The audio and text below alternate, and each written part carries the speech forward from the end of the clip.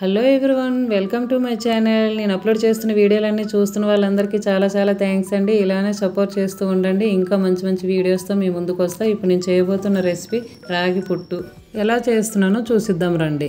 నేనైతే ఒక కప్పున్నర పిండిని తీసుకున్నా. అందులో కొద్దిగా సాల్ట్, వాటర్ వేసుకొని కొద్దిగా వాటర్ వేసుకొని కలుపుకోవాలండి. వాటర్ అనేది ఎక్కువ వేయకూడదు. పిండి అనేది మరీ మెత్తగా ఉండకూడదండి.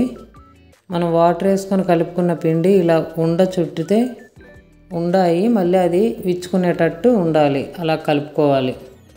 ఇప్పుడు ఒక గిన్నెలో వాటర్ పోసుకొని స్టవ్ మీద పెట్టుకుంటున్నా. దానిపైన ఒక పల్చని క్లాత్ వేసుకోవాలి. వేసుకొని ఏదైనా ఒక చిన్న తాడు చూసి దాన్ని ముడిలా కట్టుకోవాలి. నేనైతే ఇలా ముడి వేసుకుంటున్నా. ఈ రెసిపీ అయితే చాలా మంచిదండి హెల్త్కి. ఇందులో చాలా హెల్త్ బెనిఫిట్స్ ఉన్నాయి.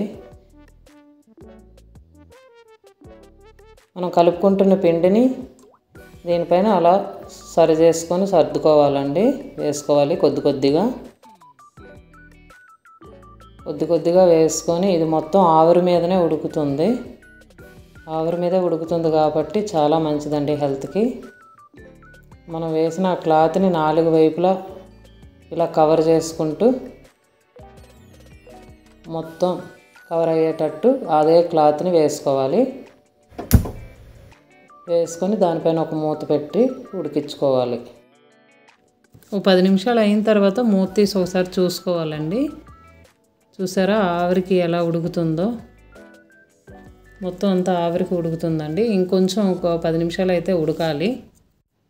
చాలా ఈజీ అండి ప్రాసెస్. అసలు నెలలో ఒక్కసారైనా ఇలా చేసుకొని తింటే చాలా మంచిదండి. పెరిగే పిల్లలకి ఇస్తే చాలా మంచిది. పిల్లలు పెద్దలు అని కాదండి, ఎవరైనా తినొచ్చు. ముఖ్యంగా చెప్పాలంటే పీరియడ్స్ టైంలో ఇది ఒక ఔషధం అనే చెప్పాలండి.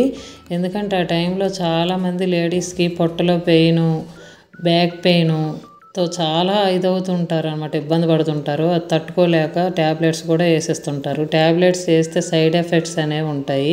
ఇది తిన్నారంటే రోజుకి 2 చొప్పున కంటిన్యూగా 3 రోజులు ఇది తిని చూస్తే దాని ఫలితం అనేది మీకే తెలుస్తుందండి. అంత బాగా పనిచేస్తుంది అన్నమాట. ఇది దీన్ని వేడిగా ఉంటుంది కాబట్టి ఇలా స్పూన్తో కలిపేసుకొని ఇందులోకి ఎండు కొబ్బరిని గ్రైండ్ చేసుకొని వేసుకోవాలండి. ఎండు కొబ్బరి చాలా మంచిది, ఇది కూడా హెల్త్కి. అలాగే కొద్దిగా బెల్లం, అలాగే ఫ్లేవర్ కోసం కొద్దిగా యాలకుల పొడి, నెయ్యి కొద్దిగా వేస్తున్నానండి నేను. కావాలంటే ఎక్కువ కూడా వేసుకోవచ్చు. ఇవన్నీ కలుపుకొని ఇది లడ్డూలా చేసుకొని లడ్డు అనేది తింటే అసలు ఎంత బాగుంటుందంటే అండి, ఆవిరి మీద ఉడుకుద్ది కదండి ఇది. ఆ ఆవిరి మీద ఉడికిన వల్ల ఆ ఫ్లేవర్ అనేది చాలా బాగుంటుందండి. ఇలా ఉండ అనేది నోట్లో పెట్టుకుంటే ఇచ్చిపోయేటట్టు ఉంటుందన్నమాట. ఎవరికి ఇచ్చినా తింటారు, పిల్లలు అవని పెద్దోళ్ళు అవని ఎవరికైనా కూడా ఇష్టంగా తింటారండి. అంత బాగుంటుంది ఇది. ఇంకొకటి ఏంటంటే అండి, ఇది దీనివల్ల ఉపయోగం బాలింతలకు కూడా చాలా మంచిదండి. ఇది అసలు ఎంత మంచిదంటే అంత మంచిదండి. ఎందుకంటే వాళ్ళకు కూడా బ్యాక్ పెయిన్ అని ఏమి ఇదవ్వకుండా, ఏ పెయిన్స్ లేకుండా ఉంటుంది లడ్డు అనేది వాళ్ళకి ఇస్తే.